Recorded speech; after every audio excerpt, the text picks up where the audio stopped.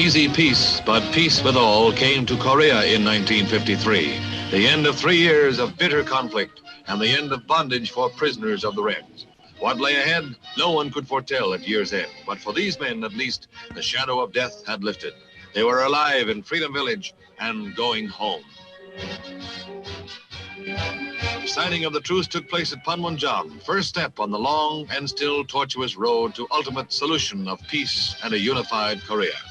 Signing for the United Nations was American General William Harrison. For the Reds, North Korea's Nam Il. But the hopes kindled this day faded as the year ran out.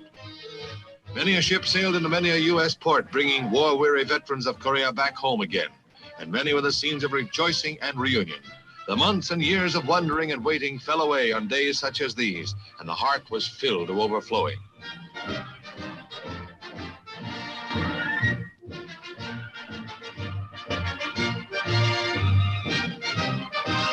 Men who had fought for liberty were welcomed back into her arms in 1953, fateful year of transition.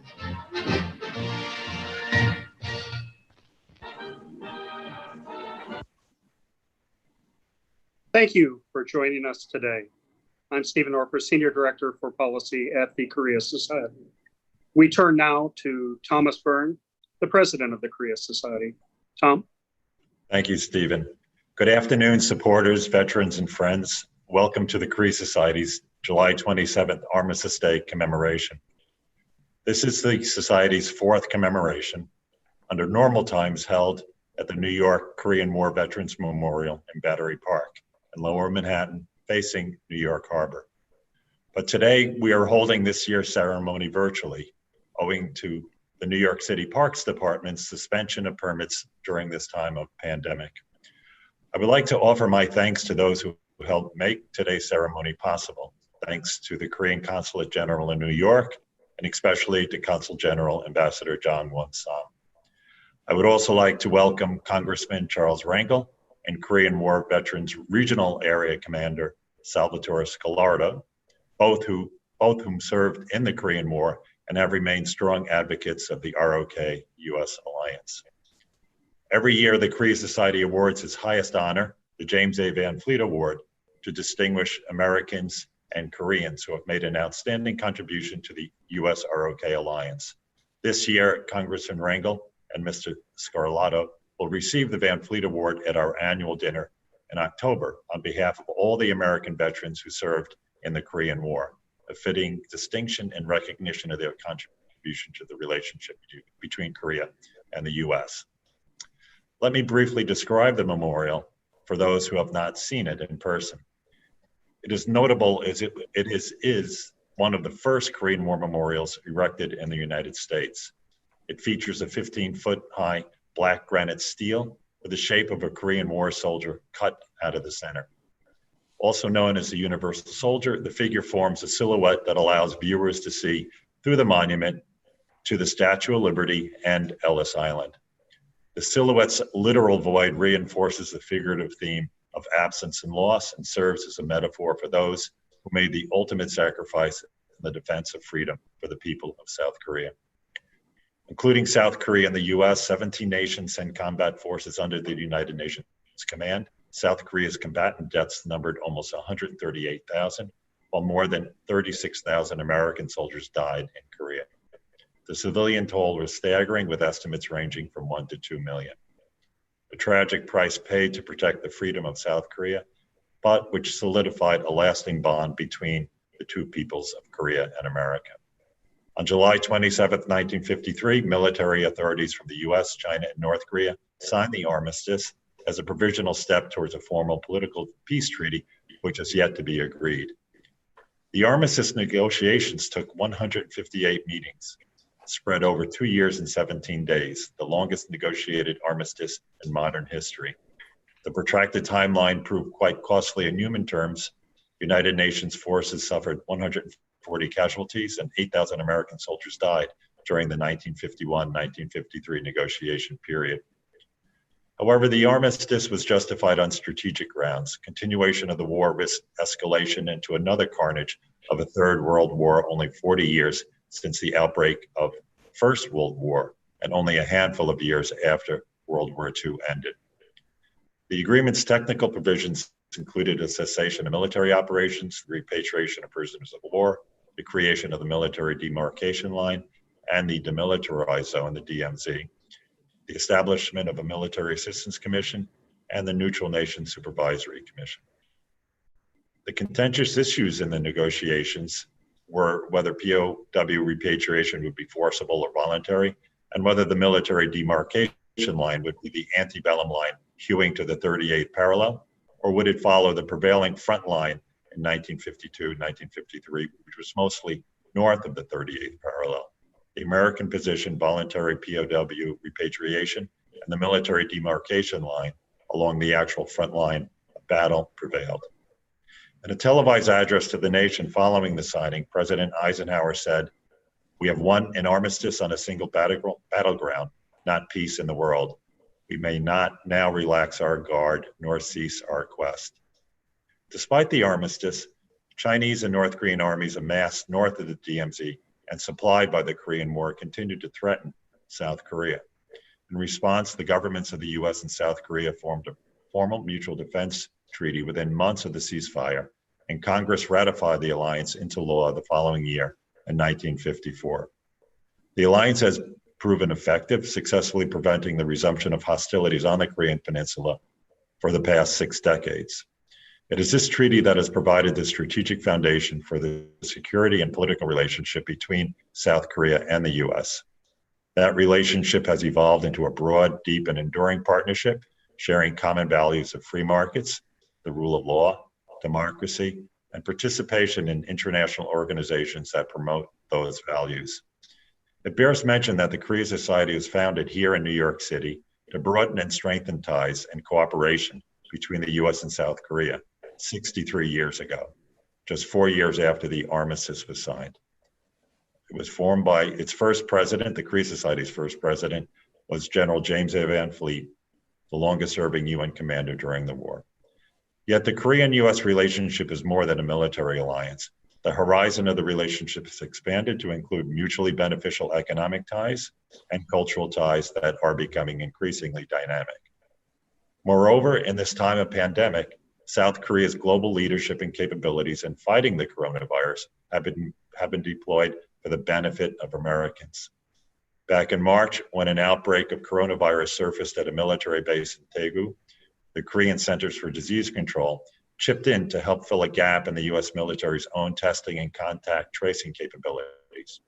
General Robert Abrams, commander of the US Forces Korea, commended the KCDC for their incredible professionalism, transparency, and coordination with USFK. South Korea has also sent 500,000 face masks for Korean War veterans in the United States. And South Korea sent a bulk order of 600,000 COVID-19 PCR test kits to the US Federal Emergency Management Agency in April, acting on a request from President Donald Trump to President Moon Jae-in. As we reflect on the veteran sacrifice, we should realize that their sacrifice continues to nourish the deep relationship between the people of Korea and America. Thank you, Tom. We turn now to Ambassador Won-sam Chang, Consul General to New York. Well, first of all, thank you for the invitation. Well, Honorable retired Congressman Charles Rangel and Korean War Veterans Area Commander Salvatore Scarlato and President Thomas of Korea Society, honored Korean War veterans, ladies and gentlemen. I'm very pleased and also honored to join you this afternoon by video conference. And I'd like to thank the Korea Society for organizing this meaningful occasion. As we commemorate the 67th anniversary of the end of the Korean War, I would like to share with you the following 3 points as my message today. My first point is about how we should see the Korean War. The Korean War used to be described as the wrong war at the wrong place, at the wrong time, and with the wrong enemy. Some people have even called it the forgotten war. But that is an inaccurate description of the war. The ensuing course of history after the war shows us that the opposite is true. Last month, the US Congress introduced a series of bipartisan resolutions commemorating the 70th anniversary of the war. Those resolutions emphasized that, quote, the Korean War is no longer the forgotten war, but the forgotten victory, unquote. I could not agree more. Indeed, the Korean War is a victory. In this regard, the United States and her people should proudly remember the Korean War as one of the most successful American foreign involvements. 7 decades later, the United States and Korea share the same values, and Korea remains an eloquent testimony to the positive changes the US involvement could bring about. Today, the Republic of Korea is a full-fledged democracy with a vibrant economy. Its per capita income rose from $67 in 1953 to more than $30,000, joining the ranks of the world's top 10 economies. Korea is also the only country in the post-World War II era to turn itself from an aid recipient to a donor country, contributing to the international community. As President Byrne mentioned in his speech, especially in this unprecedented global crisis caused by COVID-19, Korea has emerged as a model case through her transparent response in keeping with her democratic values. Korea has also provided much needed protective equipment to those countries in dire need. All these amply illustrate that the United States and her people have every reason to be proud of Korea's unparalleled success story and remember the Korean War as the one that was truly worth fighting for. The second point I want to share with you is our deep gratitude towards Korean War veterans for their valuable service and sacrifice. Engraved in the Korean War Memorial in Washington, D.C. are these words: freedom is not free. I say to you, the price had been paid. It was paid by the blood, sweat, and tears of American heroes of the Korean War. Of course, to build today's Korea, we Koreans also paid a heavy price. At the same time, however, we are fully aware that if not for Korean War veterans' noble sacrifice and brave service, this free and prosperous Korea we are all proud of today would not have come true. As President Byrne mentioned, recently the Korean government donated 500,000 face masks for American Korean War veterans. This donation is just a small example of how deeply Korean people are grateful to them. We will never forget their service and sacrifice. And by 2022, we will complete the construction of a memorial wall of remembrance in Washington, D.C. to forever honor the fact that the Great Alliance is rooted in the noble sacrifices of Korean War veterans. Last but not least, what I want to share with you is the value, the importance of the Korea-US alliance. 67 years ago today, the armistice was signed to cease all hostilities in Korea. However, it was not the end of the war. And we should not forget the stark reality that the freedom and prosperity of Korea and beyond are still under the threat of war. In such volatile circumstances, the Korea-US alliance that was forged in blood has worked as an effective deterrent against North Korea's armed provocations. It has also reliably served as the linchpin of peace and security on the Korean Peninsula, as well as in Northeast Asia for the past 7 decades. For Korea, this alliance has been the bedrock of her nation building and development. For the United States, the alliance has served her strategic interest. Simply put, it is a critical strategic asset that is mutually beneficial to both countries. As trusted allies, we have stood together, shoulder to shoulder, against all outside challenges.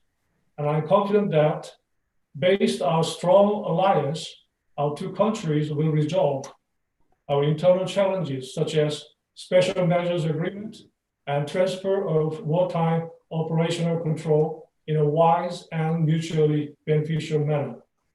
Now, based on the shared understanding of how vital our alliance is, I believe that the task before us is to further upgrade our time-tested alliance to the next level. I mean, from a military alliance to a comprehensive strategic one.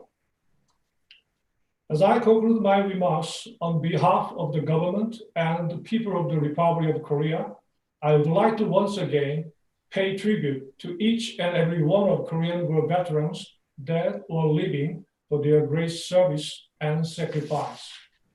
I sincerely hope that one day we'll be able to celebrate together not just an armistice, but the real end to this saddest war in world history and lasting peace on the Korean Peninsula. Please stay safe, and may God bless America and Korea. May God bless all of you and our future generations. Thank you. Thank you, Ambassador Chang. We turn now to Korean War Veterans Area Commander Salvatore Scarlato. Thank you, Jonathan. Thank you very much. Well, as a combat veteran with the US Marine Corps, and when you're in combat constantly, there's a dream that you always have. And the dream is, when does it end? Is there going to be an ending? So when the scuttlebutt goes around that there's going to be an armistice, when, they don't know. It started in 1951 in Quezon. It went to Munsanee and then Panmunjom. So on July 27th, 67 years ago, Lieutenant General William Harrison with his staff, and he was the chief of the UN committee, at 10 o'clock signed 18 documents for the ceasefire with General Nam Shun. But it didn't end there. The Supreme Commander, who was General Mark Clark, he was in Munsanee. They had to travel to Munsanee to get his signature and all the necessary people that were supposed to sign. And that was at 1 o'clock in the afternoon. Now, the biggest climax is, when is the ceasefire going to start? No one really knew at the time, but it took 9 hours, 9 wicked hours, that the CCF wanted more grounds before they signed for ceasefire. And the ceasefire ended at 10 o'clock, at 10 p.m. Now, the dream of a combat soldier is the ceasefire, when the armistice was signed, and the biggest magic word is going home. That was the biggest dream. All over the United States, as of now, there are many, many Korean War vets that are trying to do some kind of event honoring the armistice. Now, Saturday, July 24th, I received an email from one of our executive directors in national level, stating he got a call, I have to put my glasses on, from the White House Office of the Press Secretary. The President Trump signed a special proclamation declaring the National Korean War Armistice Day 2020. I just want to read 2 small paragraphs of this here, what the president wrote. Now, therefore, I, Donald Trump, President of the United States of America, by the virtue of authorized vests in me by Constitution and the laws of the United States, we do hereby proclaimed July 27, 2020 as National Korean War Veterans Armistice Day. I call upon all Americans to observe this day with appreciation ceremonies and activities that honor and give thanks to our distinguished Korean War veterans.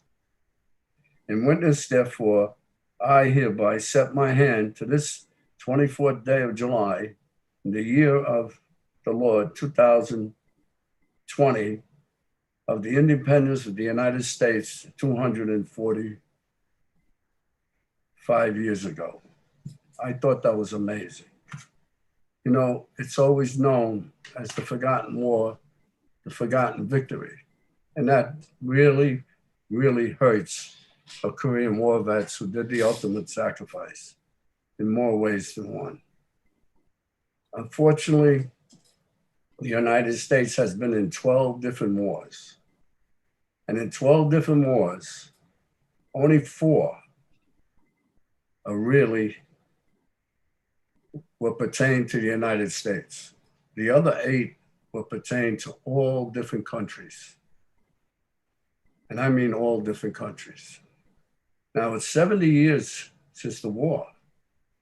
And it's 70 years that the Korean people, the Korean government, the Korean organizations, the Korean churches, all the South Korean people still honor the Korean War veterans for what they did, the ultimate sacrifice. I feel that I was honored to be part of that because I feel that I helped create a nation to be an independent democratic country. It's just amazing how people forget. It's all wars. People always forget all wars. But it seems that no matter what I read, what I see, it's always World War II and Vietnam.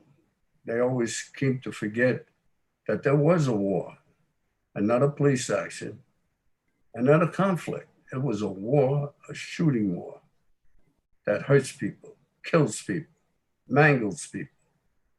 It's just a disaster. All wars are disasters.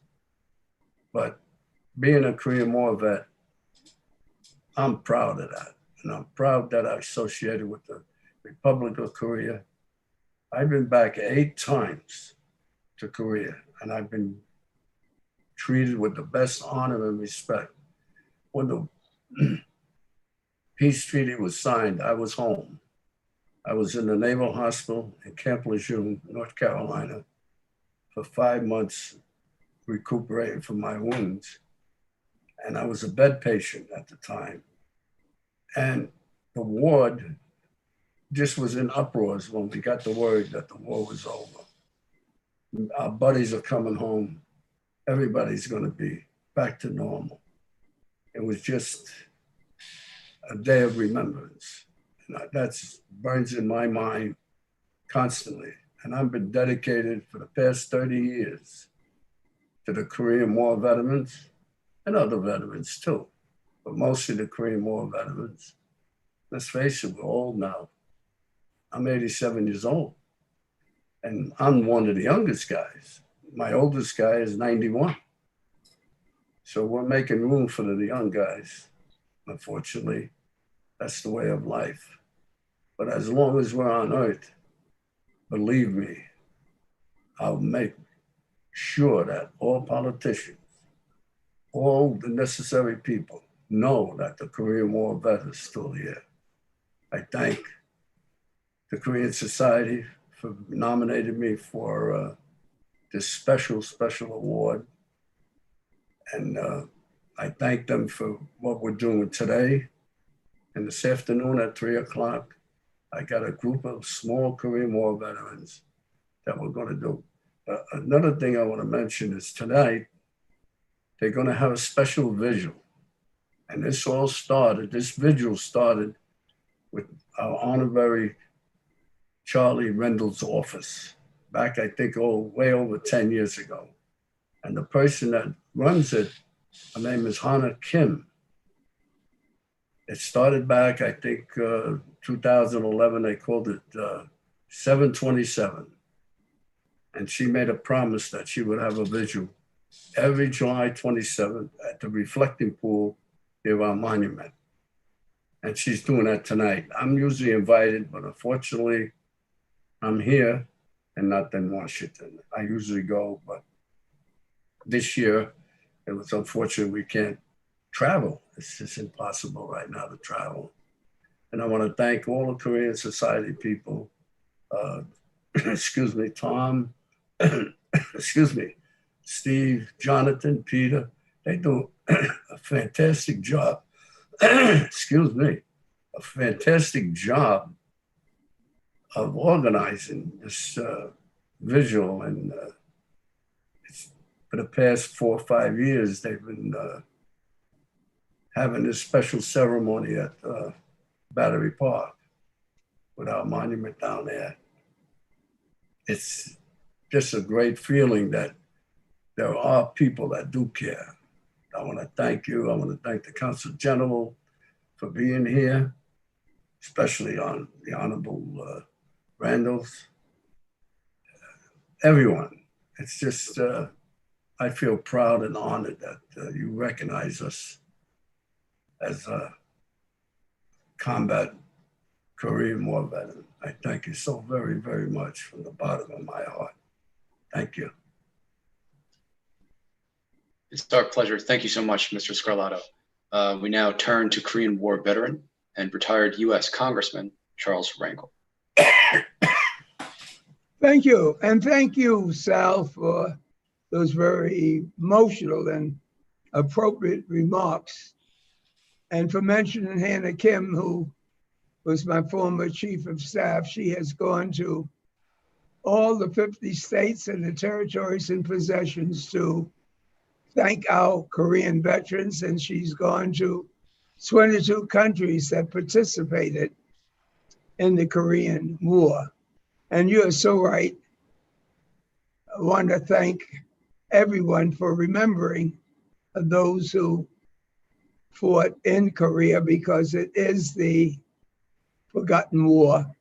I want to thank the wonderful ambassador from Korea, President Byrne, and all of the many people that brought this together to remind us how good we are and how strong the people of Korea and the United States of America and the other 20 countries. Because as the late and the great John Lewis said before he passed, when you see trouble, do something about it. Make certain that you don't give up, that you don't give in, that you don't give out, and that you stand up and be counted. I was so moved by the little news clip before this program began, because it showed United States soldiers returning from Korea. What really moved me was that in 1948, I was 18 and enlisted in the United States Army. And I became attached to the 2nd Infantry Division. And when I saw those GIs coming off of the ship with that black patch on, the white star, and the Indian head, that was the outfit that I joined in Korea. And that's the outfit that left the United States in July from Fort Lewis, Washington. I had just turned 20 years old, and the commander came in and told us that President Truman had commanded that the United States go to Korea to stop the intrusion of communist North Korea into South Korea. I hate to admit it, but at that time, I had no idea where Korea was. I was not even familiar that they were divided. But I did know that we were the first troops to land in South Korea on the peninsula in Busan. in order to take back the land and the territories that had been lost by the Republic of Korea Army and the 24th and the 25th divisions that had come over from Japan. And we didn't even know whether we could land, but land we did. And we fought up to the Naktong and almost was thinking about going to the 38 parallel when General MacArthur had his Incheon landing. And after that, we fought not only to the 38 parallel, but to the Yalu River. We were at the end of North Korea, waiting to go home. And I remember it was September, and we were trying to make certain that we got home before the winter set in. But on November 30th, 1950, that's when we had our nightmare. 2nd Infantry Division and the entire 8th Army became completely surrounded by tens of thousands of the People Volunteer Army. And so many of my colleagues died and was captured on November 30th. I used to reminisce with the members of Congress who since have passed away. Congressman Conyers, Congressman Johnson, Congressman Coppell. And they were all gone, and I'm 90 years old, here to join in to thank those Americans who said that when America sees trouble and sees democracy in danger, that we do something about it, and the world would know that.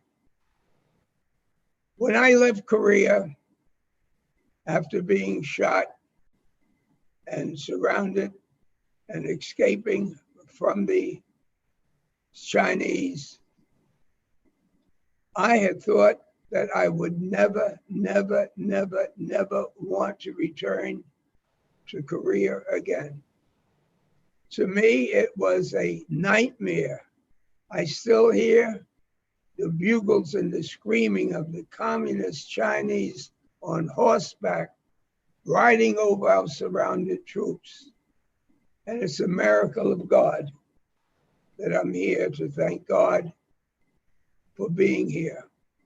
But the most important thing, as much as I hated being in Korea, is returning and seeing out of these ashes how a great country was rebuilt. A country with thousands of years of history that had been suppressed by foreign countries, and that has not only grown its economy, but its culture and its people have once again joined the family of great nations and have become not only one of America's best friends, but one of America's best trading partners. And so to all of you that are out there, it means a lot for those who are left, that you remember those that did not return from Korea. And my blood is mixed with the blood of South Koreans and people that joined from 22 nations. And out of that blood, a great nation returned, and that is South Korea. And like Sal, I am so proud that I have been a small part of saving democracy in that part of the world. Because what happened there should be a symbol to all oppressed people that America is there and we're prepared to do the right thing. Thank you so much for giving me this opportunity. I am deeply moved. Thank you. Kamsahamnida. Thank you, Congressman Rangel, and a sincere thanks to all of our speakers for your touching remarks. It's an honor for the Korea Society to help spread the message of veterans and to honor their service by reflecting on the values that they fought to protect. Thank you to all of our viewers for helping us to remember their service, their sacrifice, and supporting the US-Korea alliance. Please check out our website at www.koreasociety.org for more content, more programs marking the 70th anniversary of the start of the Korean War, including a Korean War veterans items display. Please stay safe and have a good day.